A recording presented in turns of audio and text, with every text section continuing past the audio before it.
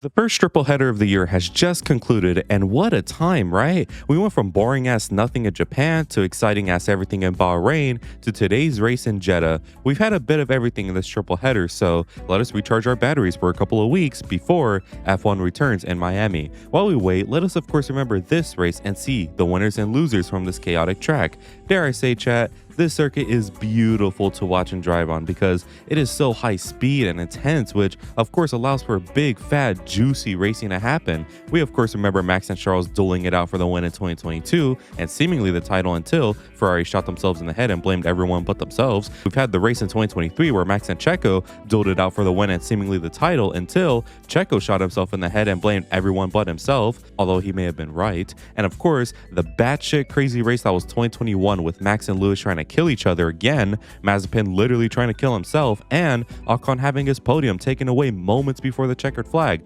Point is, this track is chaos and exciting action is always to be expected here. Obviously, this season has been close as well thanks to the McLaren spaceship being underutilized by a certain driver. So considering the tight grid, tensions high after a long triple header, and this being a street track with walls close to you, I think we could be in for a banger, but who the hell knows? We must recap the weekend to see if my words hold true and see the winners and losers from this race. So remember to join the Discord if you want to experience the weekends live, and subscribe if you're new if you love drinking oil. So enough yapping and let us see the winners and losers from Jeddah. See those clouds up in the corner? That's where the rain is coming from. Recap first, and leading up to the weekend, there was really nothing major other than Lewis doing a little photo shoot and Max's manager trying to shoot Helmut Marko. Yeah, so it's been reported that Max's manager was not a happy camper after Bahrain, which I mean, makes total sense. It's like they were trying to rage bait Max all race long, and it's like, for what? Just give the man a good strategy and a good car so he can win good races. You guys are Red Bull for crying out loud, lock the hell in. Oh wait, they can't, I forgot, because Horndog is still at the team, Marco is still the devil on the shoulder, and Pierre Wache is too busy jerking off to do his job correctly. Sorry Max, seems like you got a couple more weekends to deal with this until 2026, or maybe those lot are gone or you are gone. Hope it's the latter. I need to see you in the Aston Martin Valkyrie and Endurance. Anyways, that's enough yapping. Let us now get into the sessions that matter, which are on Friday. Well, never mind, because I guess Max still wants attention since he clocked Crofty in the interviews, which of course pissed off Team LH for some reason. I am so convinced at this point that if Max were to berate someone like Adolf Hitler, Team LH would start defending him just to get back at Max. Obsession is a crazy thing. Anyways, now for Friday, and FP1 starts like any other FP1 session with drivers driving and making mistakes, you know the sorts. And in terms of pecking order, obviously McLaren are fastest, Red Bull are slowest of the front runners, and the other two, I got no clue. Leclerc looked quick and Hamilton looked like P8 Milton again. However, that is saved by the Mercs not doing too well. It seems the Mercs are fastest in the race trim, but not for quali, so that could either mean a fight back from the back or dirty air galore for the sober arrows. And speaking about pecking order, again, Red Bull. I really want to stop talking about them, but man, how can I not? They look slow, genuinely abysmal. Like, I'm willing to bet Williams are genuinely faster at this point, which is diabolical. I want to see Max and Weck, so let's hope they continue failing. Anyways, the session ends with somehow Gasly fastest. I really love how the guy just decides to turn up whenever he wants. However, McLaren are still the big favorites for the race. Now for FP2, which is held in similar conditions to the race, and here, drivers need to get it right. Maybe not too right like Yuki did, which caused him to crash into a wall and do a Lando Norris, as Karun Chandok put it. I mean, this is obviously not ideal, but hey man, let us revel in the fact that this is baby's first Red Bull crash. They grow up so fast. Anyways, speaking of other drivers, Albon almost did a Nicholas Latifi and Kimi Antonelli a Max Verstappen, but unlike Yuki, they didn't crash. Just look like a bunch of idiots. Well, the session will end with McLaren looking fast again, with Red Bull looking much better, and Mercedes and Ferrari still looking all over the place. Tell me something new with this team. That just leaves us with FP3, and nothing much would happen in this session other than some lovely Ferrari depression from Hamilton's side, but for the most part, nothing. So let us move on to qualifying. Well, Q1 wouldn't inspire much hope for Ferrari fans or Brazilians since Gabby listened to the voices and spun in turn 1, and other than the drivers whacking off the walls, nothing pretty big in Q1. Q2 would be the same since no one is really doing anything other than driving, but in terms of surprises, VCarb looked to have fallen off already. Yes, already. But at least Liam looks fast again. Really tugging on strings here, aren't I? Anyways, now for Q3, and well, at least it was worth watching this session. Q3 starts and blah blah blah, Lando crashes. Now I could sit here and clown on him, which trust me, it is hard not to do, but man, he needs to grow up. Like genuinely, he needs to realize that he is his own biggest enemy and needs to stop downplaying himself. He needs to remember he's goated so he can stop embarrassing himself over and over again. It's getting tiring making fun of him, so all I have to say is grow up, Lando. Anyways, with Lando down and out, it means it is fair game for the front row, and the battle would be between the undeniably 3 best drivers of the year so far, Oscar Piastri, Max Verstappen, and George Russell. Their battle was extremely tight and hot, but in the end, Max would get pole by 100th from Piastri, while Russell finished third, a single 10th behind from pole. The session would end amazingly, and this right here is why I love this sport. Anyways, with the tight top 3 and Lando down in 10th, we could be in for a banger race, so let us see. Lap 1 begins and ends just as quickly. Firstly, Pastry sends Max wide and somehow doesn't get in trouble for it, but before we can even debate that, Yuki clips Gasly and both of them are now out. Well, that was certainly a lot, but the safety car is now out, so let us think. I personally think Max is fine and should not be penalized, but this is Max we are talking about, so it's likely gonna be a pen or some other BS. Anyways, the safety car is now in, and I stand correct, since Max has been given a penalty instead of being told to give the place back as per usual, so after all of that, things calm down, thankfully. The best action out on track would be Lando coming back through the field and having a nice Leclerc-Verstappen battle with Lewis this time, which Lando would eventually win. The first stops now happen, and because of the 5-second pen for Max, Oscar is now in the lead of the race, and judging by the laws of dirty air, Oscar will likely stay ahead now. Further back, there was a moment with Alonso's Sith apprentice, Bort, trying to kill him, the master. However, he was unsuccessful and lives to fight another day. Anyways, going back to the front, Charles has been managing a great race so far, which has resulted in him getting third from Russell in the race, and now he just needs to worry about Lando behind on fresher tires. Anyways, the race would end exactly like how I said, with Pastry winning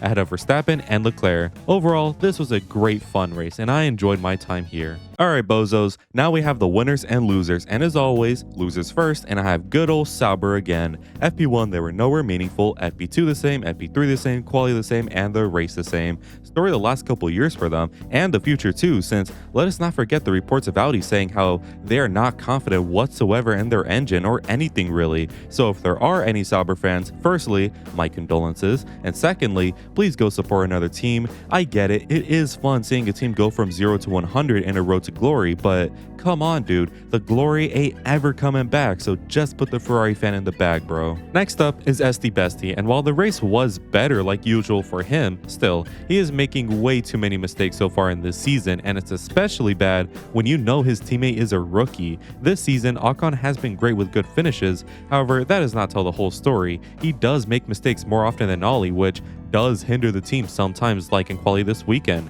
Both cars could have made it through, but alas, they weren't. The only good thing is the fact that he is good in the races and does make up for the mistakes, but still, he needs to iron out his rustiness and lock in so Haas could be the midfield monsters they could be this year. Moving on, I have Lewis Hamilton, and you cannot do this, man. Right when I buy your merch and hope you do well, you do this? Obviously, a Q3 placement and a points finish isn't bad, but it is still low compared to the results of Charles. He has shown glimpses of his pace already this season, but man, do I wish it was consistent all year round. But whatever, we gotta take what we can get, so go girl, give us nothing. Finally, I have Lando Norris, obviously. Like I said in the recap portion, he needs to grow up. If you constantly tell yourself you're shit and need to get better, guess what? You'll be shit and you'll need to get better. When Oscar does a mistake, you know what he does? He says, I fucked up, but I'll be better. When Lando does a mistake, you know what he does? He says, I fucked up and I am horrible and utterly worthless, utterly horrible driver that needs to be better than this, otherwise I'm pathetic.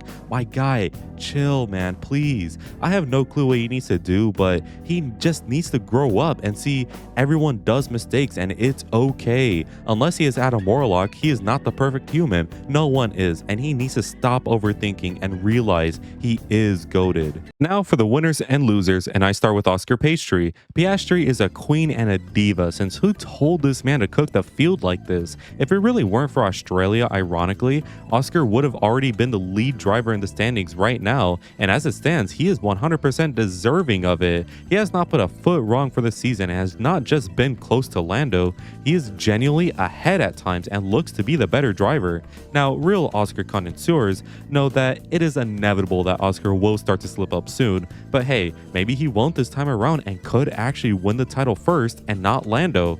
That would be peak cinema, but let us see. Next up is Yuki Tsunoda and Max Verstappen, only them two, not the team in general, for their brilliant effort this weekend. Anyways, Yuki's only here because I need a pad out time. Sorry. Yuki has not been that bad compared to Max so far. He's only been a couple of tenths down over one lap, and the only improvement he needs to make is his race pace. Aside from the crash in FP2 and the race, which obviously sucks, he had his moments here and he just needs refinement in his craft. Max, on the other hand, my absolute word, Max is simply top 3 in the sport. He is the definition of driver skill over car skill. Since no one does it like him, he is Super Max for a reason and will only continue being the best in this sport for years to come. And I still believe, regardless of the decision, the turn 1 incidents was 100% bullshit, so go cry about it if you disagree. Next up, I barely have Mercedes, since these guys have been solid this season throughout, with maybe the exception of this race. George has been showing his class all season long and hasn't made a big mistake yet, and Kimi, for a rookie, is boding really well in the car. I love this for them, since 2022 to 2024 obviously weren't good times, but now they deserve a car that isn't so twitchy and is more fast again. They worked hard for it, and I just hope and pray they aren't going to dominate 2026 and onwards like reports say, but even if they do, I won't be mad at a George Russell title or Kimi Antonelli victories. Finally, I have Carlos Sainz, and welcome back, daddy. Those first 4 races were miserable to say the least, but in Bahrain he showed good pace before finally locking the hell in and being back in Jeddah. Hopefully this continues from this point onwards in the season, but even if it doesn't, hey, at least he was good here. He outqualified Albon and got into Q3 and had a mighty performance in the race. He is mainly here because of the pace being found again and the implications of that. If he and Alex stay fast, hey man, maybe Williams will dominate the midfield this year and set up a lovely foundation for the new trash regulations next year. So overall, good job, Carlos. Now for the bonus category, and for this one, I choose the nothing category for the guys who gave us nothing this weekend, and I have Haas. Bros, we gotta do something about this, and Williams, otherwise we could be cooked for the season. Finally, let us look at how my predictions ended up for the weekend. By the way, I made my predicts on Discord, which, you should join. Anyways, for quality, my predicts were wrong, but I kind of like the real one this time. My race predictions were pretty wrong, my roundup prediction was correct, thankfully, and your guys' predictions were horrible as usual. And finally, my bingo card is still not with any updates. Anyways, those were my winners and losers from the Saudi Arabian Grand Prix. Overall, I had fun like always in this race, and I just love this sport, man. What can I say? I love it so much that I am willing to spend my entire paycheck to buy tickets so I could go to Vegas again this year, which totally is a smart financial decision. Spoiler alert, it is not. I need money now. Well, what are you gonna do about it? I'll have fun in Vegas later on, so stay tuned for that weekend's winners and losers, 7 months from now. Anyways, I want to give a quick shout out to all members of the flock for their continued support, and make sure to join it if you want cool benefits, as well as just helping me out. Anyways, if you enjoyed today's video, make sure to leave a like and subscribe since it really helps me out, and make sure to let me know in the comments who your winners and losers are. And as always, have an amazing day. Good weather for the duck.